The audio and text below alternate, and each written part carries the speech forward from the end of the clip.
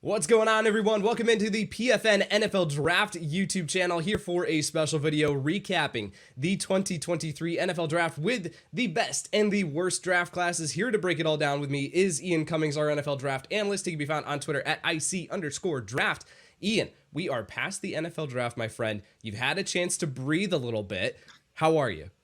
I'm good, man. I'm good. There was a rough patch in the middle there where it's like you're running on 3 total hours sleep the previous 2 days. You know how it is. It's the grind, man. But we finally got through it. We've been doing so many mock drafts for months on end to that point. So it was really nice to just see what ended up happening, the results, because we knew there was going to be a result. We just didn't know what it was going to be. And now we know. Now we can reflect on it. And there's a lot of good things to take from this draft class. I think, there weren't too many classes that I was saying, I can't get behind that. It was overall, I thought it was pretty solid. But, we got to pick the best. We got to pick the worst. So we'll do that here. Yeah, and it's, one of those things where you get into day 3, probably around like round 5, round 6, and you're just like, man, I'm tired. Like, I'm exhausted. Like, I'm just so ready. Even though, like, we've been doing this prep work for months, and for you, it's year round, right? It does not stop for you, this prep work. But we've been doing this prep work, and now we finally are getting that sort of, but it's coming to it's coming to an end. It's coming to a close. And then the NFL draft ends, and you're like, okay, let's recap everything. Let's talk about what it all means, what it all breaks down to. And then you kind of get a new little sense of, fresh air, stuff like that. Yeah. And then you get past that, and then it's like, okay, well, let's get on to 2024. I know, it's crazy how quickly people pivoted to it. And I say that, and I was the one who had top 10s out. Right, I was about to say, it's like you're leading the charge, man. You got to take a little bit of time to breathe. But yeah, I mean, it does go year round, truly. And you want to make sure you have a strong impression of guys before they enter the season, so you know what's new and what's not, right? But it's a fun process. I'm glad we're past it. We've got new players on new teams and a lot of fun fits to talk about. All right, well, let's get into it here. What we're going to do is we're going to break this down into the best and the worst draft classes. We're going to take a look at 4 of Ian Cummings' favorite draft classes, 4 of his least favorite. Let's start out here with the favorite. Let's start out on a positive note, right? So let's go here to the Pittsburgh Steelers. You absolutely loved this draft. Let's break it all down here. At pick 14, after that minor trade up with the New England Patriots, the Pittsburgh Steelers selected Broderick Jones, the offensive tackle out of Georgia. At pick 32, they picked Joey Porter Jr. Did not expect him to be there at the top of the second round, the cornerback out of Penn State. Pick 49 was Keanu Benton, the defensive tackle out of Wisconsin. Pick 93, Darnell Washington, the tight end out of Georgia. Pick 132, Nick Herbig, the edge out of Wisconsin. And then all the way, that was in round 4. Then round 7 was the next time that they picked at pick 241, Corey Trice, the cornerback out of Purdue. And their final selection, pick 251, Spencer Anderson, the center out of Maryland. What were your overall takeaways from this class? What made you like it so much? Yeah, I mean, well, every time I mocked for the Steelers, I was a little trepidatious about that giant gap between that round 4 pick and the round 7 pick. It's like there's a lot of quality talent in that range, and you couldn't miss out on that. But they ended up scoring one of the best values overall in the entire class with that 7th rounder with Corey Trice, man. That was a guy who was in my top 100. I think he fell because of medicals. He had a knee injury in his history, but 6'3", 206, incredibly physical, very fluid for his size, very good ball skills at the catch point. I think his length combined with Joey Porter Jr., that could be a very fun CB combination for you. And that's a team that needed that length, that physicality, that athleticism too. So I think that provides a lot of good building blocks to build off of. But then on top of that too, the rest of the class was phenomenal as well. I think Broderick Jones, that one, he's got the tools to be considered there, right? I do think he's a little more raw than people let on technically from pass protection standpoint. He's got to improve his hands, more independent hand usage, but his recovery athleticism and then the range and power in space, you can't replace that. So I'm a big fan of that addition. Getting Porter, of course, was phenomenal value. Keanu Benton, I think an attacking 3-tech who can play 1-tech as well, but around 6'4", 310, 34-inch arms. I mean, he's got the length, he's got the strength. He's a very violent rusher too. So that combative mentality on the inside is very valuable for what they needed. And then Darnell Washington at the end of round 3, that's about where I would have taken him, man. But I mean, I love the value there because I mean, if you can get his ceiling, if you can get him to his ceiling, I think it can be very fun. He's already an elite run blocker, right? Yeah. Dominating size and power. The concern that I had with him is that how translatable is he as a receiver, right? Because he's a little lumbering on his routes. He's not natural when it comes to sinking his hips.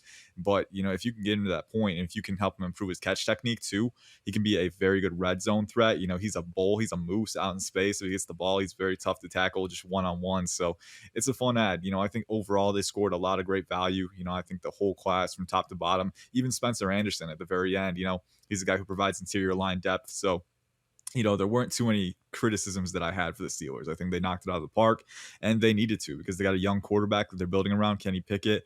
you really can't take any years off. You can't, experience any lulls in momentum. So especially in the AFC, such a tough conference. I Right. think they nailed it.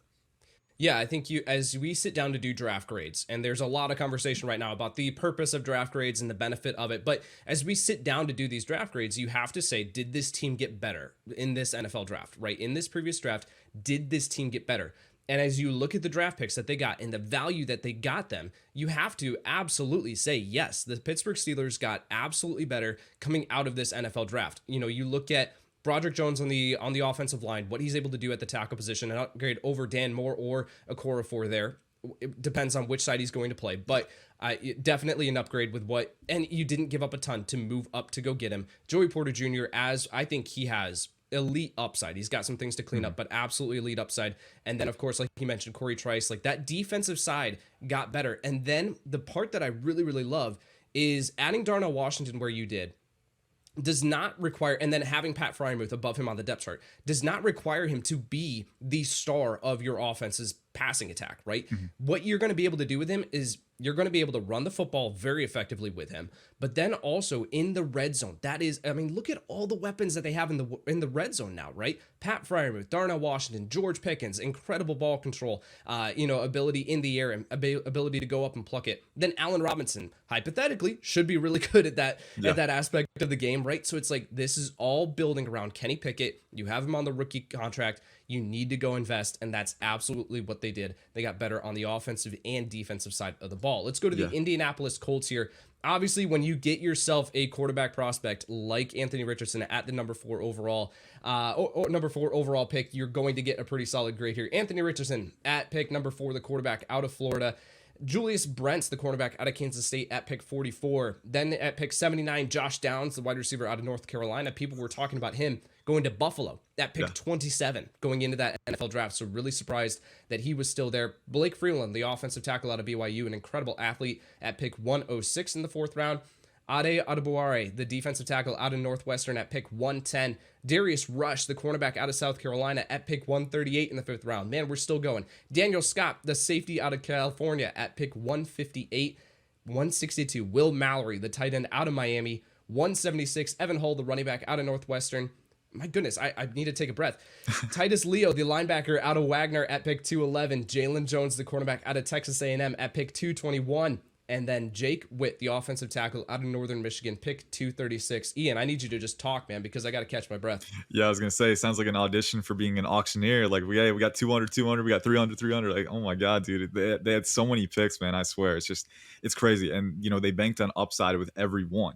Every one they're swinging for the fences with the athleticism, and you need to deliver on that. You need to develop those guys properly. But just getting those guys in house is very valuable. You start with A-Rich at the very top. Not only is he a top quarterback prospect, I think that part is, at this point, we know the NFL felt that way. We know a lot of evaluators felt that way, but I think his fit in that Shane Steichen offense as well is perfect. I think Steichen proved what he could do for Jalen Hurts, a very talented quarterback in Philly. I think Richardson has that elite running ability too, but then also the rocket arm. I think the tools are just out of this world, and going to an offensive mind that can maximize that is very, very valuable. You mentioned Josh Downs in round 3. I had a top 30 grade on him, so getting that value was phenomenal. I think especially with how he complements Michael Pittman Jr. and Alec Pierce as well as that slot guy. I comped him to Doug Baldwin coming out. I think Baldwin had a little more mass on him, but Downs has the athleticism, the smoothness through his breaks too, to separate, the spatial manipulation ability, and then at the catch point too for a smaller receiver, very, very consistent in contested situations. Very consistent, extending beyond his frame and actually converting. You don't expect it from a smaller guy, but he's got it. So that was good. Their corners, they got 3 really good corners. Darius Rush, you mentioned, Jalen Jones. I had all those guys in my top 100: Julius Brents, Jalen Jones, and Darius Rush. And they got Rush in round 5. They got Jones in round 7. So for a team that needed help at corner, you've got a lot of guys up for new contracts in the future. And I think Jalen Jones, he proved he can play the boundary or the slot at Texas A&M. Darius Rush, phenomenal hip fluidity, reaction to stimulus. He dominated the Senior Bowl in one-on-ones. And then Julius Brents, the upside speaks for itself. You talked about Porter. I think Brents is a similar brand of upside. Both of them had 34-inch arms, which some offensive linemen would be jealous of those arms. So that length can be very, very devastating for receivers at the line for sure. And then Adebaware in round 4. That was incredible too. I love the fit again. 6'2", 282, 34-inch arms, 4.49 speed. So, I know Tony reported on day 3 that some teams were worried about where to play him. They didn't quite know where to play him because he's kind of a tweener. But, I think he can play 3 tech or 5 tech, 5 tech on early downs, move him inside to 3 tech and just let him plow open lanes with that explosiveness, that power profile. I think just getting him in that line and using him in that variable way can be very valuable for you. And then even their other picks, kind of the utility picks, but Daniel Scott, phenomenal depth at safety, very versatile. Versatility, another thing that Evan Hall provides at running back. Will Mallory is a very good receiving threat at tight end. I think they knocked it out of the park. They really did.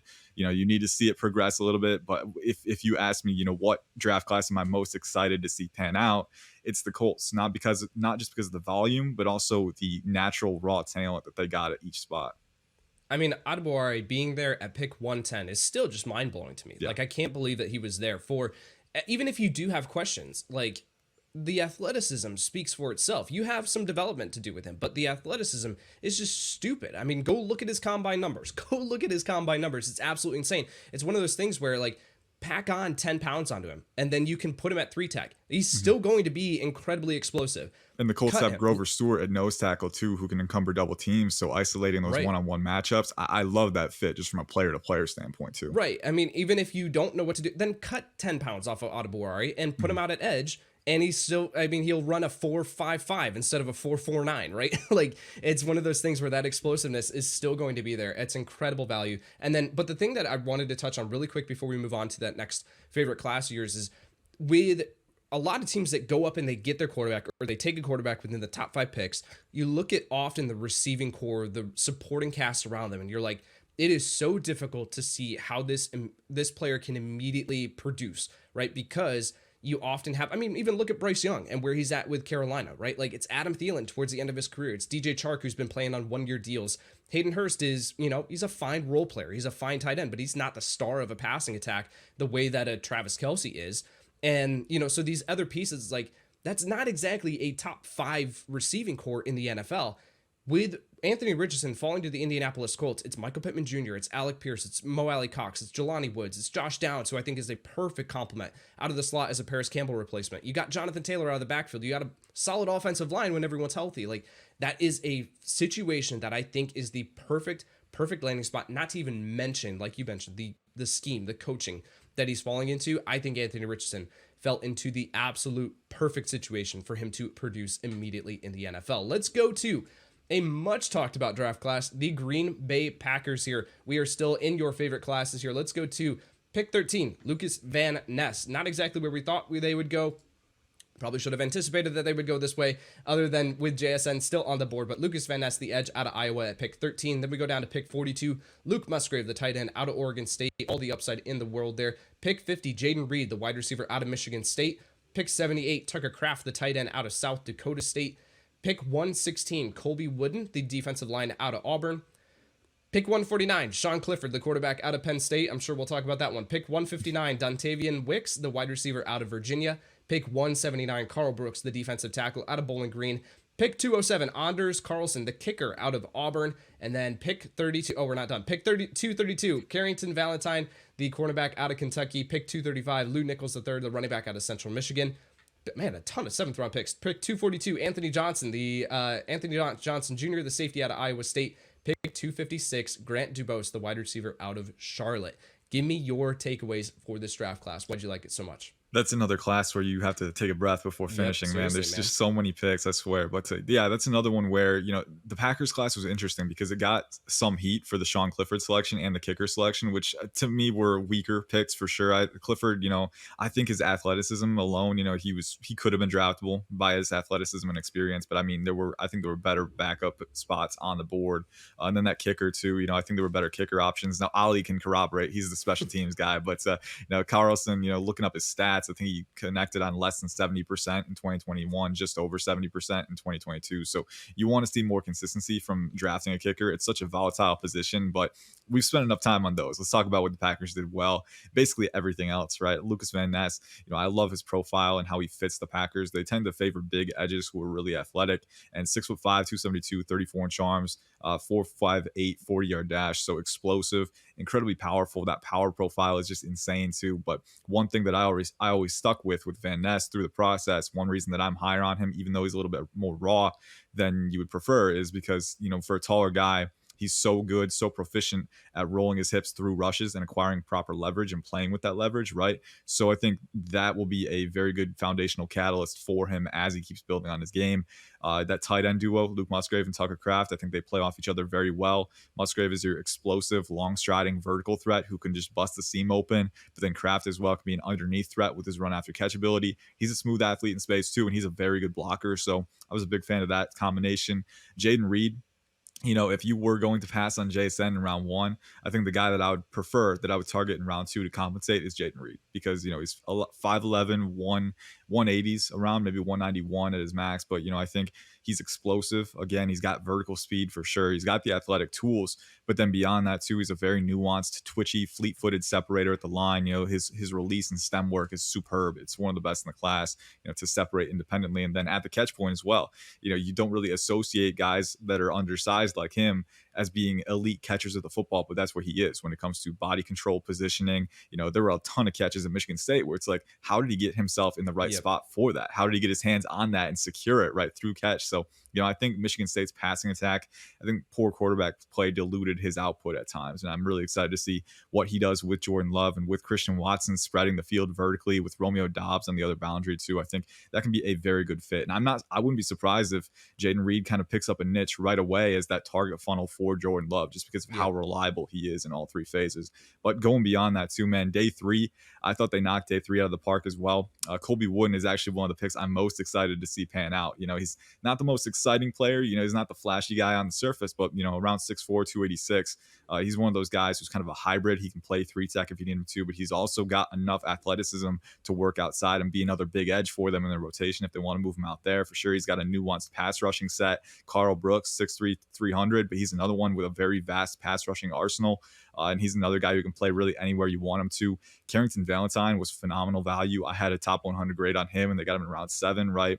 He's a younger for sure. He came out as a true junior, but I think if he can continue to refine his technique, for sure, he can actually be a starter in 2 to 3 years. I really believe that, because he's very explosive. He had a 39-inch vertical. He's around 6 foot with over 32-inch arms, so proportional length is there. He plays with the biggest chip on his shoulder in the CB class. He's incredibly physical at the point, and he's got really good ball skills too. So I think Carrington Valentine, he's got all the tools to mold. So look out for him if he really hits his ceiling, because it can be a really good thing for them, a really good value deal. Anthony Johnson Jr. in round 7 as well. Versatile, played the slot, played boundary corner and safety at Iowa State. Very experienced, very, very good utility player who can make plays in coverage, but also come down and run support. And then Grant Dubose, Dontavian Wicks, 2 very good size, athletic guys. Packers wide receivers. Packers wide receivers. Exactly, man. Like those spidery guys who are like 6'2", over 200 with good length, right? That's what you look for if you're a Packers guy. Like Romeo Doubs was the guy that everyone knew they were going to pick last cycle because of that, and you got those two in that rotation too. So adding depth, I think, aside from Clifford and the kicker, I think they really hit the class out of the park. And, I'm just so many guys, and I'm excited to see play in this offense and defense, because I think there's a lot of good fits. All right, let's move on to the class that everyone knows that we're going to be talking about. That is the Philadelphia Eagles here, your final favorite draft class here from the 2023 NFL Draft. Let me just read through this one. Pick 9, Jalen Carter, the defensive tackle out of Georgia. Pick 30, Nolan Smith, the edge out of Georgia. You are going to hear me say Georgia a lot here in this rundown. Pick 65, Tyler Steen, the offensive tackle out of Alabama.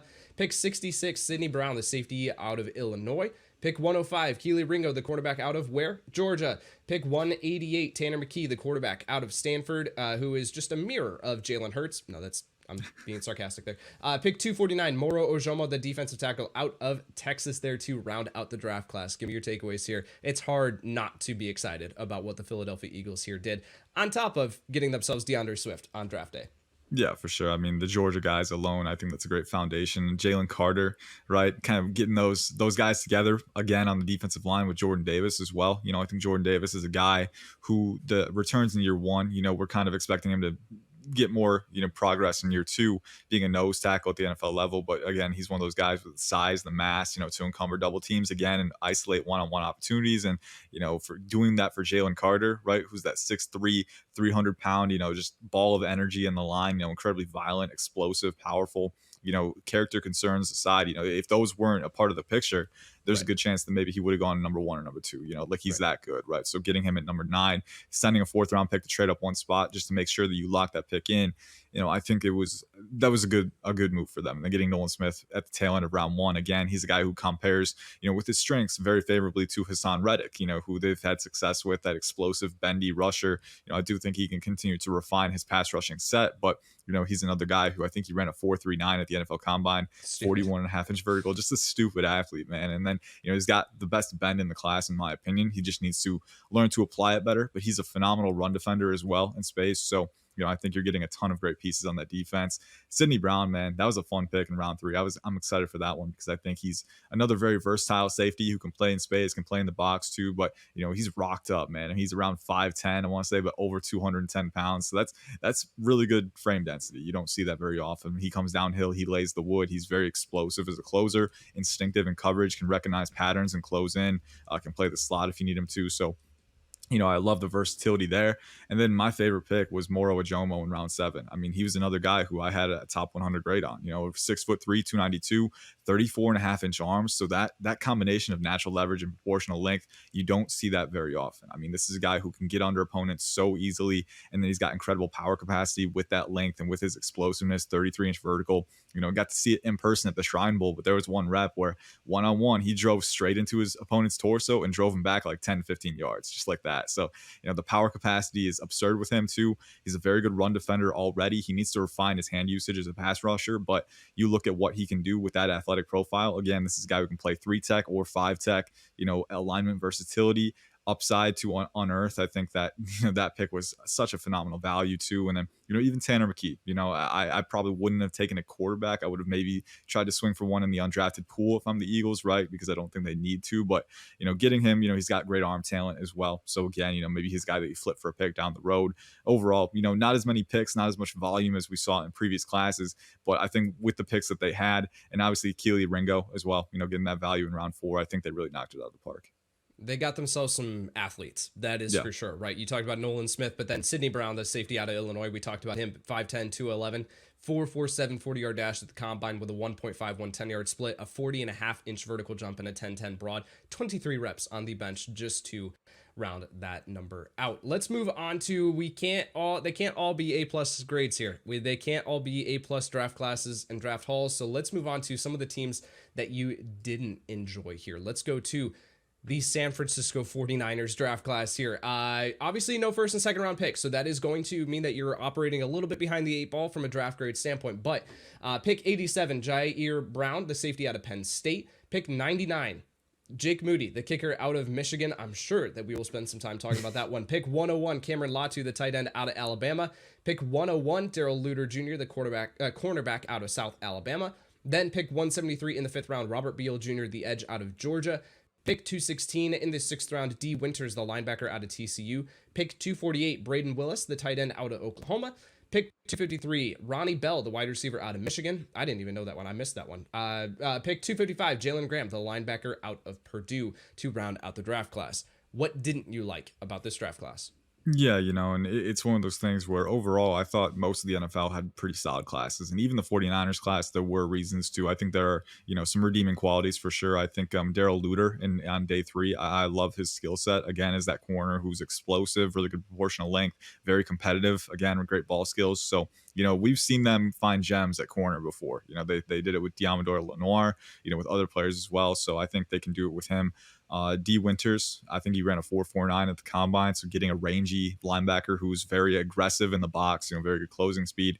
I like that value. I think on day 3, especially, they kind of made up for it, right? But on day 2, man, just drafting a kicker in the top 100. I'm sorry, Ali. I know Ali's the For the Brand ambassador at PFN and CFN, so I gotta throw an apology in there. But man, round 3 is too high for a kicker. I'm just gonna say. I mean, like we said earlier with the Packers, it's such a volatile position from year to year. A guy might be lights out one year and then all of a sudden, he gets kind of that Yep. ice on his shoulder, and then all of a sudden he's making only 70%. It's so volatile. It's tough to spend legitimate capital on that. And then at the same time too, some of the players that were still on the board at that point, like Adetomiwa Adebawore from Northwestern, I Right. think he would have been a perfect Right. fit in that San Francisco front.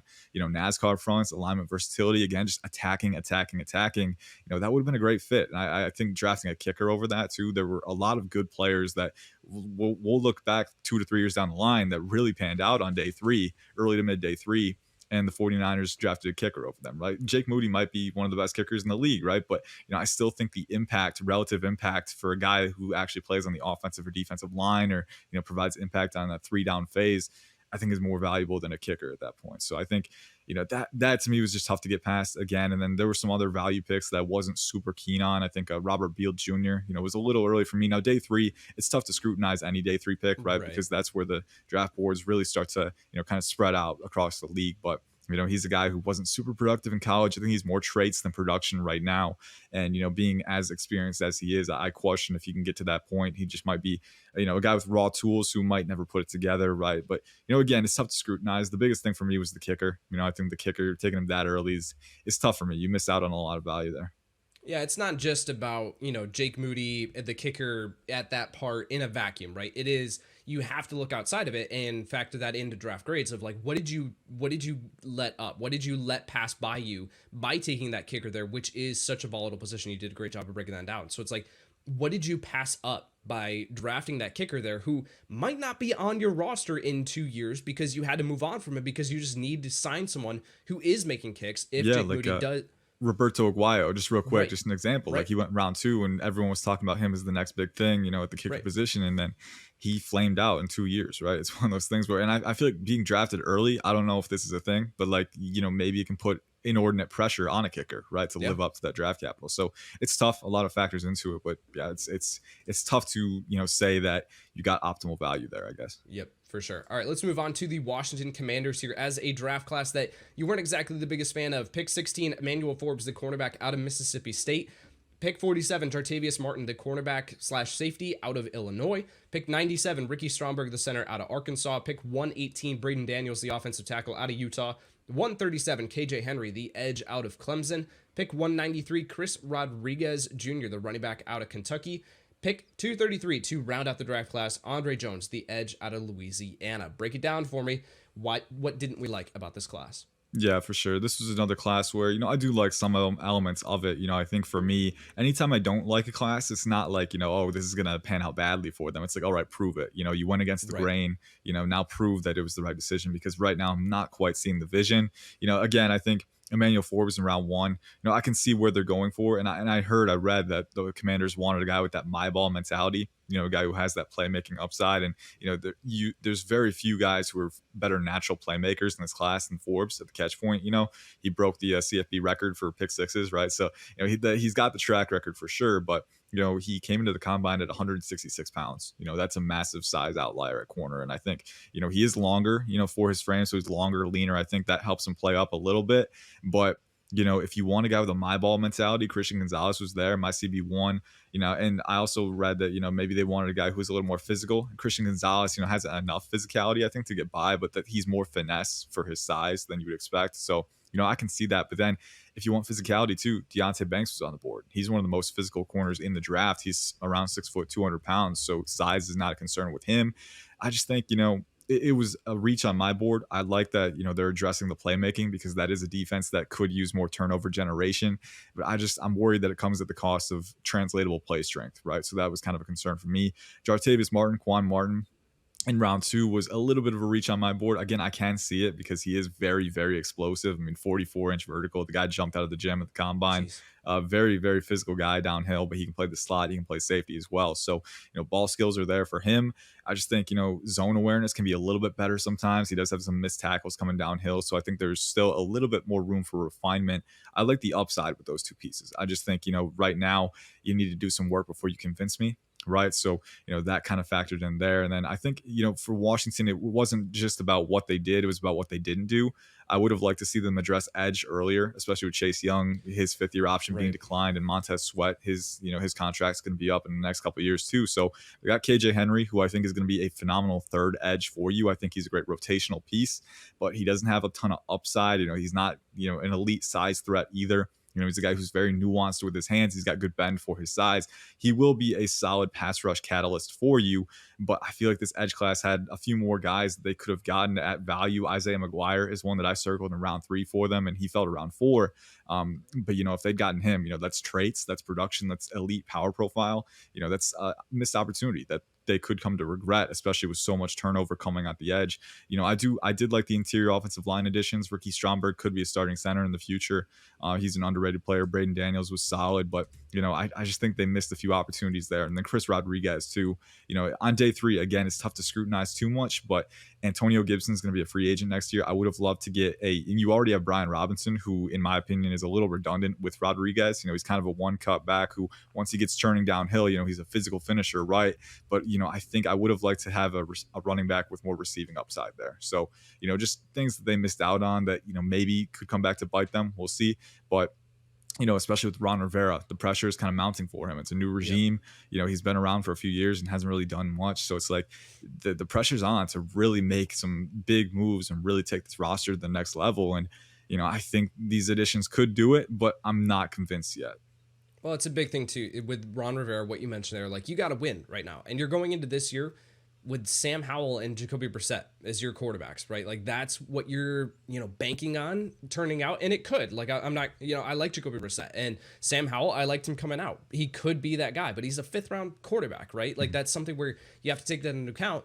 It seems like this was a poor time to go against the grain with a lot of these picks, right? And where you're really banking on job, trying to save that job security, seems like a very, very poor time to go against the grain and go with some off the wall picks there. So like Emmanuel Forbes, I just wanted to point this out. Like Tariq Woolen went in the 5th round last year to the Seattle Seahawks, weighs 209 pounds, right? And he's a bigger corner, right? But 209 pounds to Emmanuel Forbes at 166 pounds, and they play the same position in the NFL. It's a 43-pound difference, right? And they play the same position in the NFL. That just seems like a massive, massive swing. It's just kind of illustrating the difference there of that weight and we were talking about Devon Witherspoon and his size at 180 pounds being a concern. And Emmanuel Forbes went 10 picks later than him, 11 picks later than him, and weighs 166 pounds. So it's an outlier. It's an against the grain pick there. We'll see if it works out. He's got the ability, but it is an against the grain pick. All right, we have 2 more draft classes to get through here that were not exactly your favorite. Let's break it down here. The Los Angeles Chargers. Let's go through their draft class here. At pick 21, they go Quentin Johnston, the wide receiver out of TCU. At pick 54, Tuli, I'm going to let you pronounce the last name, defensive line out of USC. Pick 85, Diane Henley, the linebacker out of Washington State. Pick 125, Darius Davis, the wide receiver out of TCU. 156, Jordan McFadden, the offensive tackle out of Clemson. Pick 200, Scott Matlock, the defensive tackle out of Boise State. And then pick 239, Max Duggan, the quarterback out of TCU. What didn't you like about this draft class?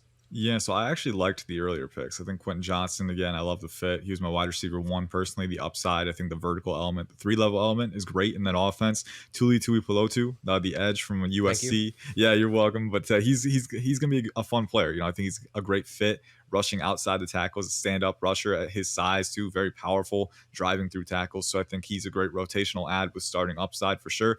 Diane Henley, he needs to refine his skill set a little bit, right? But a former wide receiver who's very natural in coverage too, but attacks downhill with ferocity too, explosive, surging through gaps. So I actually liked those picks enough. I wasn't head over heels for them, but I like it. I'm excited to see what they do. Darius Davis to me was way too early for him. And I get why they picked Darius Davis early in round 4. He's got great return upside. And I think that's kind of what elevated his stock. Teams will magnify the stock for return specialists, and that's for sure. He provides that.